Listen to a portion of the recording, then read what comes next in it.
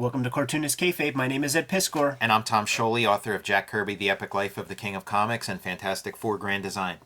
Today we're going to be looking at what might be the first comics that very many of our audience have ever laid eyes on in their entire lives. Given our demographic data and such, these are certainly probably some of the very first comics I ever got a hold of, and that would be the Masters of the Universe mini comics that came packaged with the toys. First, I want to let you guys know that Jim Rugg and I are going to be in Charlotte, North Carolina at the end of this month for Heroes Con. So if you're going to the convention, make sure you stop by and say what's up. Rock those Cartoonist Kayfabe shirts if you have them. But I also invite you to like, follow, and subscribe to the YouTube channel. Hit that bell so that we can notify you when new videos are available. And that helps mitigate the kayfabe effect, which is what happens whenever we put a video out in the morning. The people who are subscribed to the video have first dibs on the comics that we're talking about in the aftermarket, eBay, Amazon, online comic shops. The comics become more expensive as the day goes by, man. The subscribers get their hands on the cheapest copies available. And if you watch these videos to the very end, that pushes our YouTube content out to a wider audience on YouTube, helps us grow our subscriber base. And we recently acquired 62,000 subscribers. Much appreciated. Thank you so much for the people who have hit that subscribe button so far. We're only a percentage point toward the 6.2 million subscribers that we're trying to get, man. So help spread the word. Send these videos, share them around to your people. And without further ado, Tom, let's chop it up, dude. Yeah. The fucking Masters of the Universe mini comics. Mm-hmm. If you watched the Playing with Power documentary or the episode of Toys That Made Us that was covering the Masters of the Universe figures, you will find out that these comics were kayfabe. They were pitching this at one of those, kind of Like a buyers, like a toy buyer, right? kind of Right. convention group or whatever, and they're like, "Why should we buy these toys? Nobody knows who they are." And it's like, "Oh, well, it's got a comic that tells you the whole story packaged with each one." And then like, okay, that's all well and good, but still, kids don't read. Yeah, and then it's like, okay, well, there's also going to be a show to go with, and then that was. They spoke that shit right out of their asses, and then it became a thing where they had to like make good on that. Yeah, make magic happen. And build your wings on the way down. They certainly got good creative talent to participate in this stuff. And there is the Dark Horse book. They did 2 volumes.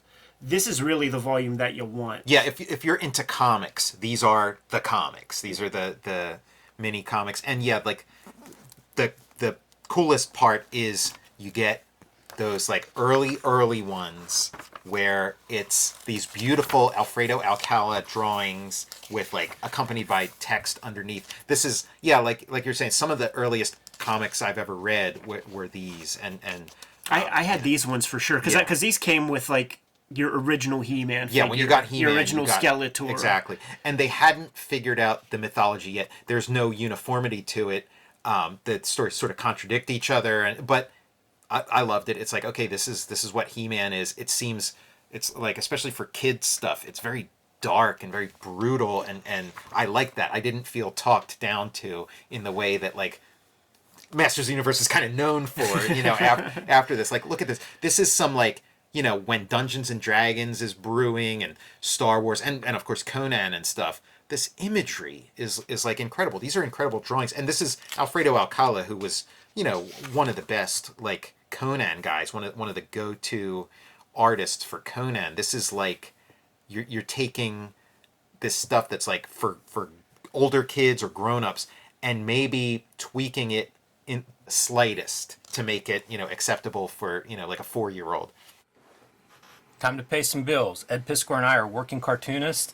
The best way to support Cartoonist Kayfabe? Buy our comic books. Red Room, Trigger Warnings. Issues 1 through 3 now available in comic shops everywhere, barring 28 countries and I think 11 comic shops where it's banned. But you can ask for this and order it from virtually any comic shop. Who knows? They might pull them out from under the covers. Red Room Trigger Warnings 3, the second season of Red Room. Every Red Room cover self-contained, so pick up whichever one you find and you'll get a complete story, along with Red Room Antisocial Network, the trade paperback of the first season, available now wherever books and comics are sold. Hulk Grand Design, Monster Madness, a retelling of the 60-year history of the Incredible Hulk. I am writing, drawing, coloring, lettering, the whole shebang, the Grand Design way, and this is available now in comic shops everywhere. Both issues, the complete story of the Incredible Hulk's rich history. Pick that up now wherever comics are sold.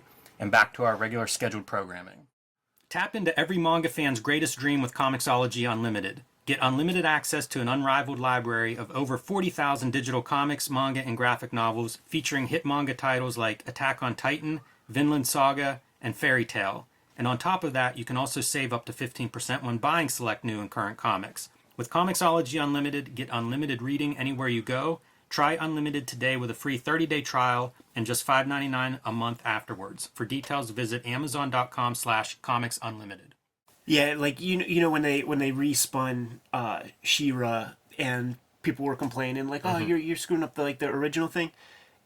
It's like, nah, man. Like the original thing was already screwed up if the cartoons are where you're coming from, Right? Because this is this Conan's a fucking barbarian. Yeah. There's no Prince Adam bullshit Right. in this. Yeah, There's no moral tales. exactly. It's a brutal wasteland where it's survival of the strongest, or the most cunning, and Skeletor is this sort of like demonic figure, Yeah, it ain't some little chucklehead laughing. This stuff really spoke to me. Look at that. Yeah, this is beautiful. The light coming in the trapdoors. This is put it up against anything, and this stuff really spoke to me. Like if you know my work at all, you could probably see the influence. This it's just like this was like where my heart was. Look at that, dude. That looks straight out of the golden age of comics. Yeah. This kind of guy. It's Yeah. a great design. That dude who drew that initial design, the guy who I say created Right. He-Man, Yeah. I who agree. recently Yeah. passed, big Frank Frazetta fan. Yeah. He also created, he retooled the Ninja Turtles, like the mystical looking foot soldier Yeah. and stuff. That guy, I don't remember his name. I but forget his name, He's in too. both documentaries. I could draw a picture of him, but I don't know his name. He's a salty old dog. Yeah. But I'd like to see some collections of that artwork because it fits this thing. Well, I have another book I could bring over sometime, and it's like the art of He-Man, and it's got some of that stuff, some of his drawings. I love the paint jobs on the box art for the there's vehicles like Earl and stuff. Norem. Yeah, where paintings and he's stuff. clearly lighting a bunch of toys because it looks plasticky, but he just doesn't paint the seams of the arms and the legs right. and shit.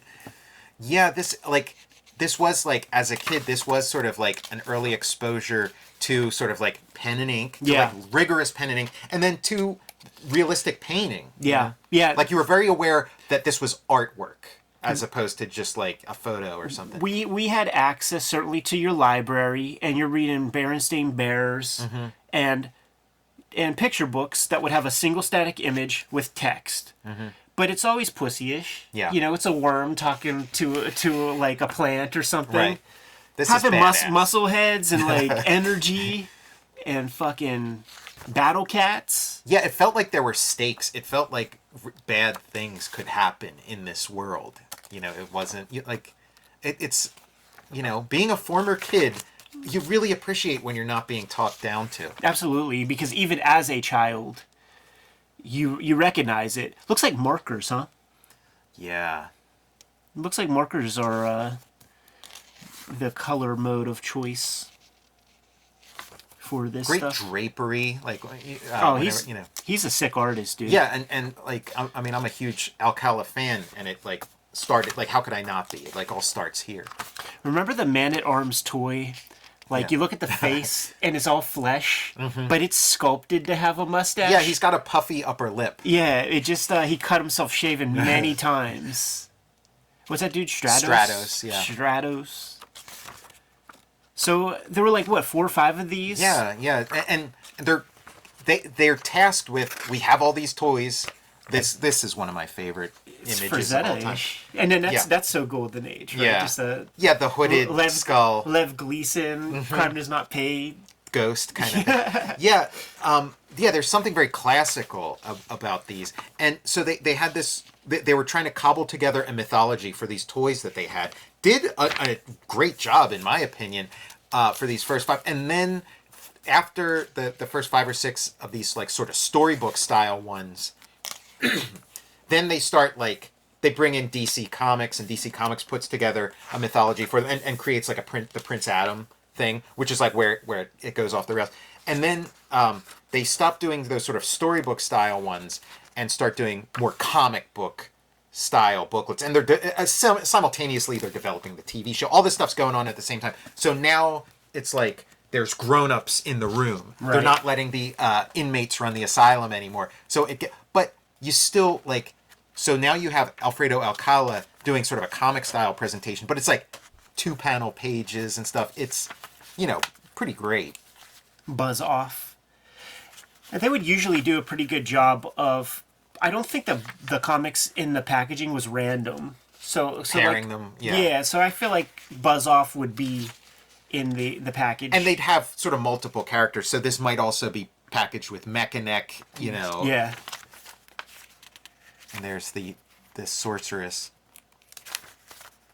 You know what we'll do? We will look at the bigger book. Like let's see what you got here. Yeah. Once they really develop the mythology and the cartoon happens, then it's now like this is your Skeletor, yeah. Yeah, this is your Skeletor.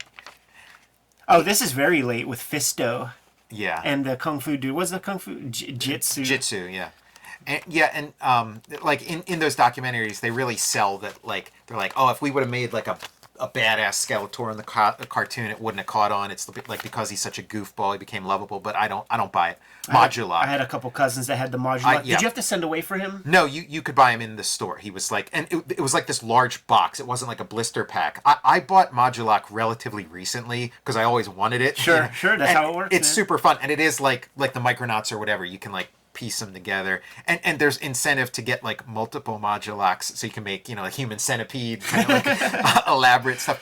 And they also had like a robot version who's like even more hard to find.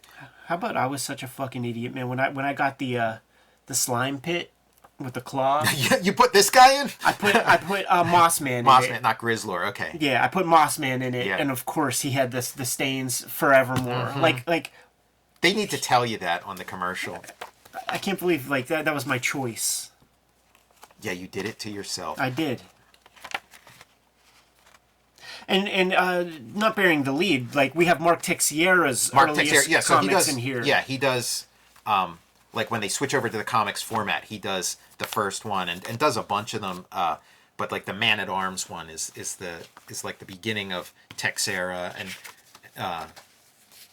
and yeah, great. I mean, if you ever saw the toy of this guy, he does a pretty good job of like making him actually move in space. Yeah, and look at the proportions on him because he's like a stubby little fella in the cartoon. Yeah, he's like the Thing or something. He's like he very solidly built. I believe Texiera would have been at Continuity Studios in those early days. Okay. And so would this be like a continuity job? Because they're coming in with a larger budget than a comic book would have. Absolutely. So at a time when you weren't having this kind of coloring, when you were still having like those color seps, they're doing more like modeled Marker coloring, yeah. Yeah, blue lines. And it's printed on. Some of them are glossy all the way through. This isn't but this is like a better quality paper than they were using in comics at the time. They see there's your Rain Yeah. Man. Give me the big book. Yeah. So the nice thing about this book is you get the whole through line, and you can follow the whole journey, and you do get you get into like the Bruce Timm drawn ones. Stan Sakai doing letters and stuff. Stan Sakai letters. Yeah. The very like last bit of the Bruce Timm stuff. Do they have? Okay, yeah. So. Well, they get into like other minutia at the end, but these are Bruce. This is Bruce Timm doing that He-Man: The New Adventures where he becomes like Flash Gordon. Yes, but like after the Dolph Lundgren movie. Yeah. And it's really because like the earlier Bruce Timm stuff, you could mistake it. This is Bruce Timm. Here. Yeah, like you could look past it in certain ways. I think it's pretty cool, but it doesn't feel Bruce Timmish. Like knowing Bruce Timm, it's like, you get it. You could see the flourishes. But with this one, yeah, you could tell much more that he's a more confident he's a more creator. mature artist, because this was like a couple years later. Yeah.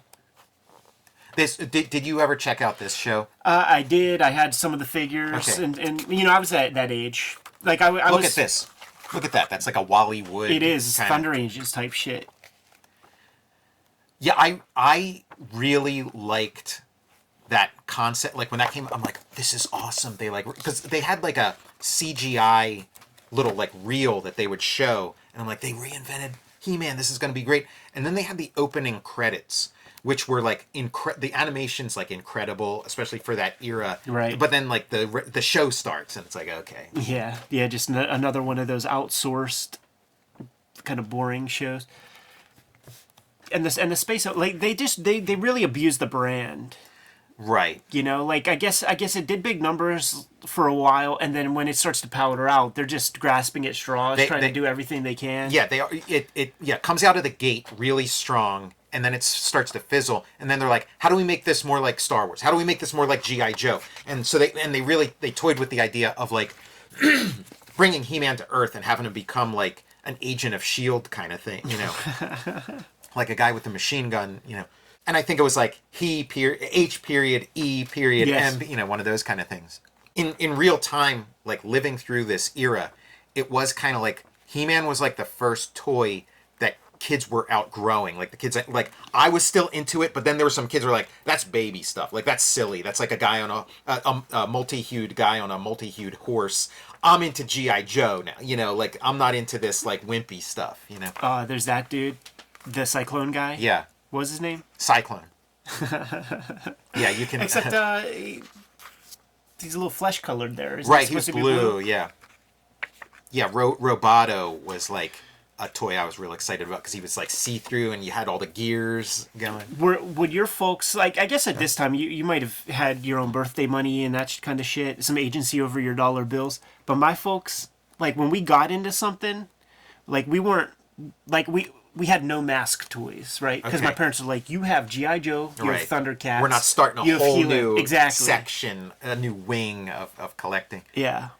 Yeah, with the He-Man stuff, my parents were on board. Like it was, you know, Christmas morning, wake up, there's Castle Grayskull. You know, like I think my aunt would kind of like tip them off because Right. like my cousin would get this stuff and she'd tip them off. So they were into. But then there was like the satanic panic Sure. of the '80s, and so then my dad started like having second thoughts about this stuff, and then I wanted to buy like Trap Jaw. And he was like, it looks too satanic.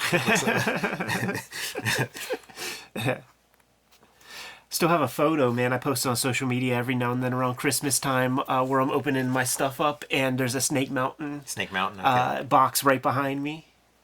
An Ecto-1 in hand and a Tigra Thundercat. This one's interesting. This is a Bruce Timm. This is like a larger story, but I think it came with like Point Dread or something. It wasn't like a normal one of those mini comics, but it's Bruce Timm doing his marker rendering style. This is wild. Packaged with rare Hordak and Grizzlord 2-pack. Okay, see, yeah, there you go. And it's rare. Yeah, I've never crossed paths with this. This was news to me. Gorgeous. Was he at Filmation? He's obviously at Warner Brothers Yeah, he's a Animation West now. Coast guy. You know, yeah. I don't know. He would show up in like comics, comic book journal, the Comics Journal, Amazing Heroes is with like fan art, and then when you get Orko into the mix, it's all over, right? Was there? No, there was a toy, right? He had like a There was a pull toy. thing You and pulled he- a string and he runs around. I feel like that was after my time. Just like these guys Yeah. were kind of after my time. Yeah, that was. Yeah, I was definitely out of it by the time the Rock Lords and stuff came along. Like those early ones, like I feel like that's my taste more so than like Conan. Like I'd rather read a Conan story where there's a couple of like colorful characters Absolutely. in the mix as opposed to just the complete grimness. you know? Absolutely. That's my sweet spot for Yeah. what I want to read. Yeah, absolutely, man. Like a cool, like you'll get the skull face guy, like that's Yeah. a given. But give me a Moss Man. Yeah, give me an orange. give me a mecha neck. ape guy.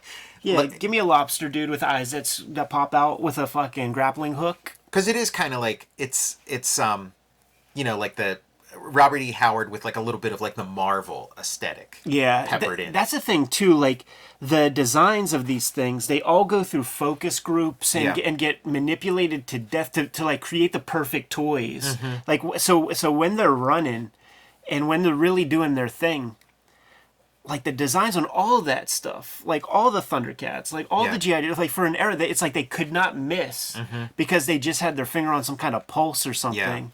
And then whatever like new technology was available would somehow be incorporated. Holograms. Yeah. Fucking Stinkcore still stinks. Go to a toy convention, and you will still smell Vicks Vapor Rub when you get close to Stinkcore. The one I thought was really awesome was Webb's Store, and he had this like grappling hook, and you'd pull the end, and there was like some kind of like double pulley system where you'd just tug on that little thing, and he'd go shooting up the line. Yeah. Like imagine if you had like a Batman figure with that.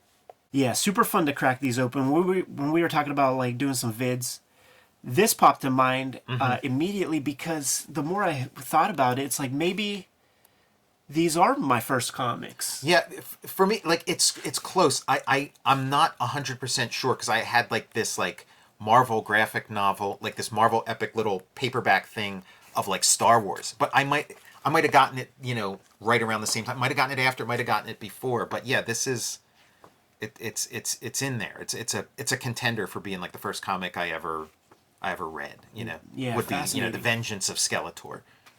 This back stuff is all just like Then you get into Princess of Power bullshit, and then like, I don't know if there's anything else. There's like Robert. noteworthy. Yeah, there's like Robert The Kirkman. Kirkman. You get these Human the New Adventure. So you get like that Bruce Timm one with like the cool kind of like Wally Wood kind of. That's a great punch. Yeah, it is. And then we're into the Kirkman stuff. So funny thinking about Kirkman, like Walking Dead isn't hitting. He has to pay off that credit card debt that he accrued. So he's gonna go do some Marvel work. Take whatever I have Kirkman Space Ace comics. He's just taking whatever he can get to pay down that compounding debt. Super cool, Tom. Thanks for bringing this Yeah, stuff sure. on by. DreamWorks, that's interesting, huh? Yeah, soon to be a major motion picture, maybe.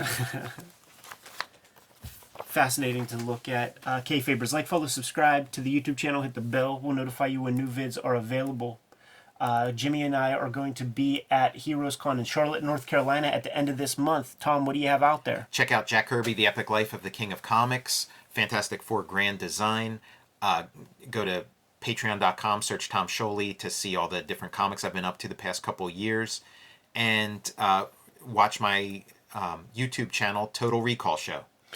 Red Room Trigger Warnings, issue 1, 2, 3, and 4 are on the stands as we speak. Murder on the Dark Web for Fun and Profit is the name of the game in Red Room Comics. Banned in more than 30 countries, banned in more than 10 comic shops. But go to my link tree in the description below this video. You're going to be able to order those comics, pre-order future Red Room comics, and go to the Patreon in that same link tree. Read those comics right now today, man, and support the comic as it's being made.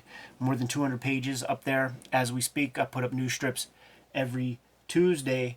Tom, Jimmy is not here this week, man. You got to give the marching orders or else we can never stop this video. Read more comics.